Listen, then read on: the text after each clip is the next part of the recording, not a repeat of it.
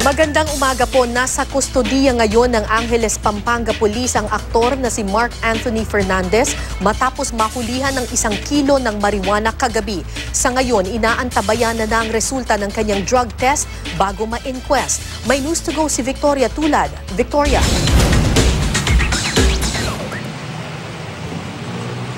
Kara, sumailalim na nga sa drug test kaninang bago mag-alas 6:30 ng umaga ang aktor na si Mark Anthony Fernandez at ngayon ay hinihintay na lamang ang resulta ng naturang test. Hinuli si Fernandez dito sa Angeles, Pampanga kagabi matapos umano siyang makuhaan ng mga pulis ng 1 kilo ng marijuana. Hanggang kailan kayo, sir?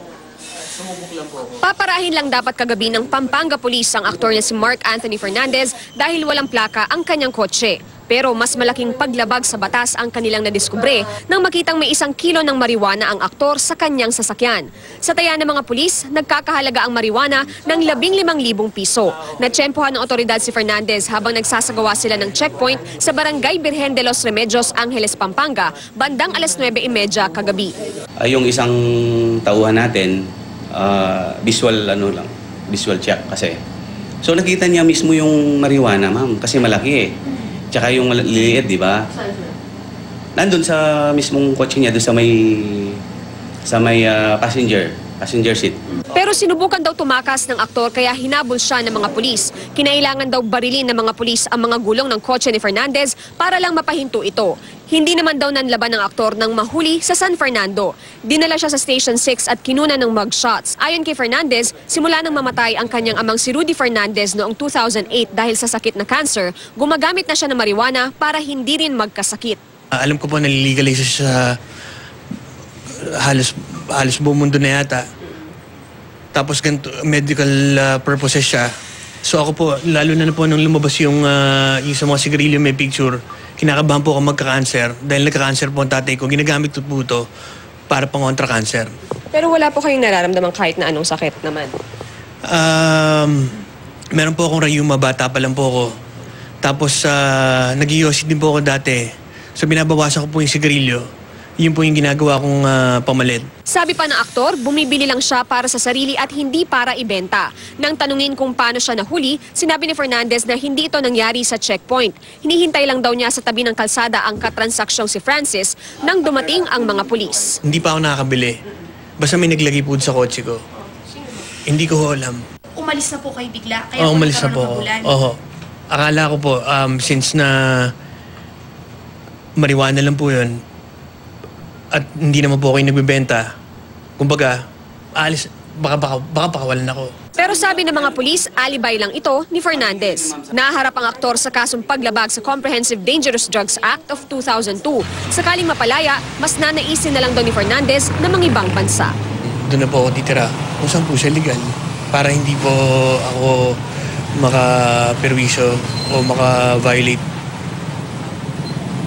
Kara, ayon kay Police Chief Inspector Guevara, kapag nakuha na ang resulta ng drug test, ay itutuloy na ang inquest. Pero maaring abutin daw ng ilang araw bago maglabas ng desisyon ng piskal, kaya mananatili muna si Fernandez sa kulungan dito sa Station 6. Sabi ni Fernandez, dadalaw sa kanya ang inang si Alma Moreno mamaya, pero sabi ng staff ni Moreno ay hindi. Sinabihan daw siya ng doktor na huwag nang pumunta dahil hina-high blood siya. Yan muna ang latest mula rito sa Pampanga. Balik sa iyo, Kara. So, Victoria, linawin lang natin, inaamin nitong si Mark Anthony Fernandez na siya ay gumagamit ng marijuana. Pero yung marijuana raw na nakita sa kanya, yung itong 1 kilo ng marijuana, ay hindi raw sa kanya? Tama yan, Kara. Since 2008 pa raw ay gumagamit nga itong si Fernandez. Yan yung taon kung kailan namatay yung kanyang ama na si Rudy Fernandez. Pero yung 1 kilo daw ng marijuana na nakuha sa passenger seat ng kanyang sasakyan ay hindi sa kanya. Dahil ang sinasabi nga niya ay nakatambay lamang daw siya doon sa tabi ng kalsada at hinihintay yung kanyang katransaksyon nang dumating yung mga pulis at hinuli siya. Naniniwala si Fernandez na iniwan lamang ito ng hindi pa niya nakikilalang tao sa loob ng kanyang sasakyan habang abala siya sa pakikipag-usap sa mga pulis.